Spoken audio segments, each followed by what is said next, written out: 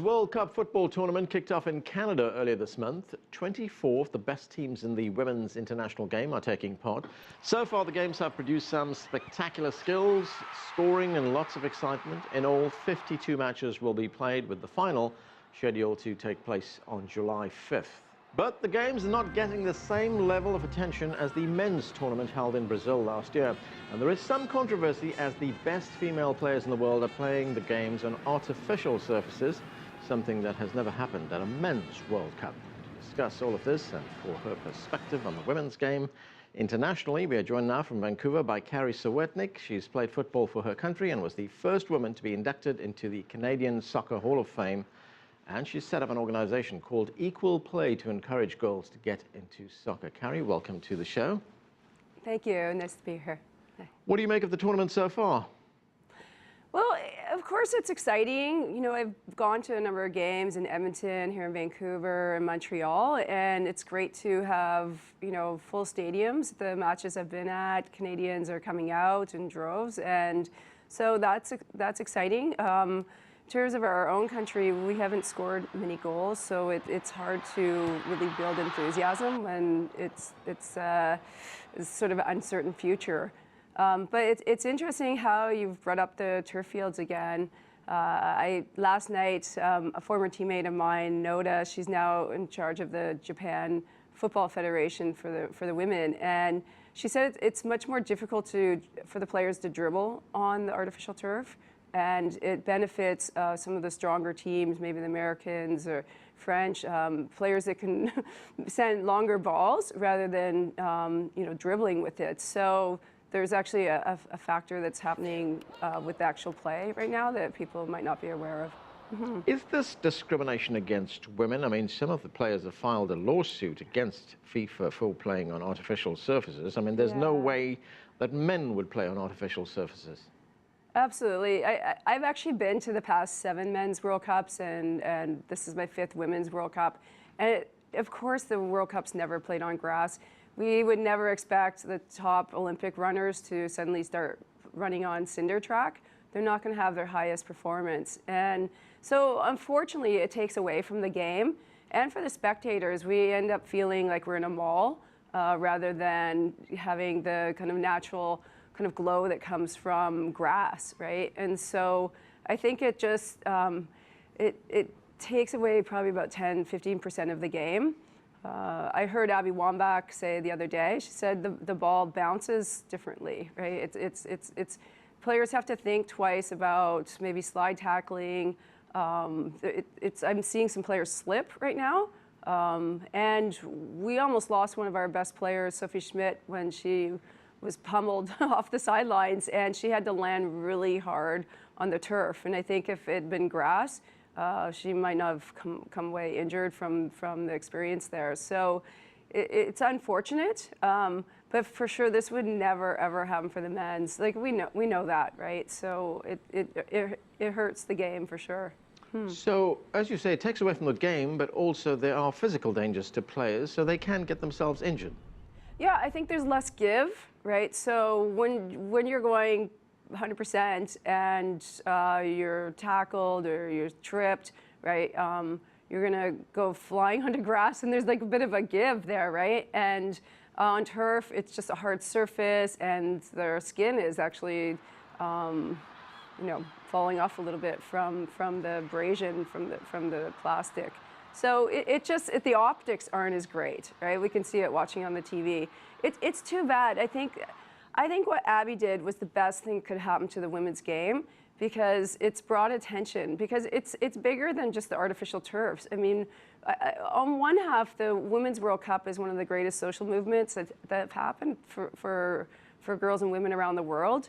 It's given girls in countries who have never dreamed of to just go play in the park with the boys permission now that there's a Women's World Cup and this great stage, right? So it's obviously a great thing, and we're seeing more teams playing at a high level, and it's only going to continue to expand, right? But then getting slapped with artificial turf, it's just a reminder that, you know, women are kind of second, third-class citizens in the world in terms of sport, and it's sending this message that we're not important enough, right? And unfortunately, yeah, that's the message, and most people will believe that.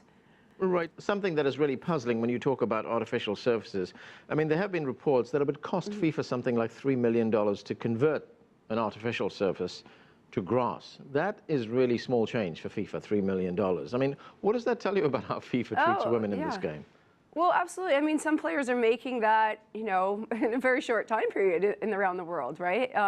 It's nothing, especially considering what's happening right now with the scandal of FIFA and the gazillions of dollars that they have in their banks to do what they want, right? They spend probably more money just going off on some conference than, being able to put some money down for fields. And I was disappointed in some of our own Canadian cities because they could have stepped up. They used the excuse that there weren't enough grass training facilities in the city in order to have the games actually in the stadiums on grass, which is ridiculous. Like, Vancouver has all kinds of grass fields. They could have done it, but no one wanted to question FIFA at the time, right, or the CSA, and they just went with status quo. You have talked about what you've called breaking through the grass ceiling, and you've said there's a problem with soccer's leadership. I mean, have you experienced sexism in the game? Absolutely. I mean, from the day I was born, right? I had brothers and I wasn't allowed to play. One of the reasons I started the campaign, it was originally called Why the Women's World Cup Matters. And then FIFA hit me, they said I was a threat to the marketplace. So I changed it to equal play. And it was really, I was looking in my own backyard, and girls and women are around 47% of all registered players here in Canada, but they're less than 1% of any paid decision makers. So when I was looking at, all the professional coaches and technical directors, it was all men, right? And our women's team is obviously really strong. And I could see how they're using girls and women in their promotional packages to bring in millions of dollars of sponsorship. But it wasn't coming back to the women. So there was kind of this big lie out there. And it wasn't something that was apparent for people, because people could look and say, oh, girls have it made in Canada. It's great, they're playing. But when you look at kind of on a business level, a financial level, or leadership level, there's barely any women. And I had gone to the University of North Carolina. 9 of my teammates won the first Women's World Cup. My teammates went on to be, national coaches, professional coaches, college coaches. And so I've seen, in that country, they are in so many prominent positions. And back in Canada, I came here, I was like, where are the women? There's no one here. And then I saw my own struggles to, be involved in the game, and sort of how difficult it is. I find with men, I don't mean anything bad at all, right? Because I've had, the best coaches I've had are men, right? But I find the average person, if they've played on their high school team or they've watched a few European championships, they're now experts in the game, and so then they take on all these positions, right? Where, women who actually have had a profound history of being in the game are often snubbed because they're viewed as not experienced enough. And so my thinking was that if we brought this to more attention, that we had sort of gender issues here, that maybe more funding could go to women or girls and more leadership opportunity. And I think it's just a micro look at this. This is soccer, right? Maybe few people care about that, but on a broader scale, how it could, inspire women in other social situations or positions to go higher in their own careers. So that was the thinking behind it. Right, and there's also the question of prize money. I mean, the winning team in this tournament will get something like, what, $13.6 million. That is just 3% of what the winning men's team won in the men's tournament. Yeah, well, one of the reporters asked a great question at the opening conference. He said, is FIFA spending more money on their own hospitality budget than the prize money for the Women's World Cup? It was a really good question. They did not want to answer that one, right? Because all the suites they take and, hotels, all this, right? it's possible, right, that they're spending more money just on themselves than the players. That's the problem, right? It's all this behind the scenes issues that are going on, and like at the end of the day, like it's not just women and men. It's like half the population of these human beings on this earth are getting, you know, a significant amount less than the other half. That's the problem. The positive thing is because we have more countries in this tournament, right, it's sending a vibration in that continent that there's more chances for other teams to grow and for girls to have this. So there's kind of mixed feelings from it, right? It's positive for them that it's getting bigger. It's just we need to change a few things. Right. On the plus side, Carrie, we are getting reports here in the United States, media reports that tell us that TV audiences are up. Something like 5 million people, for instance, watched the match between the United States and Nigeria.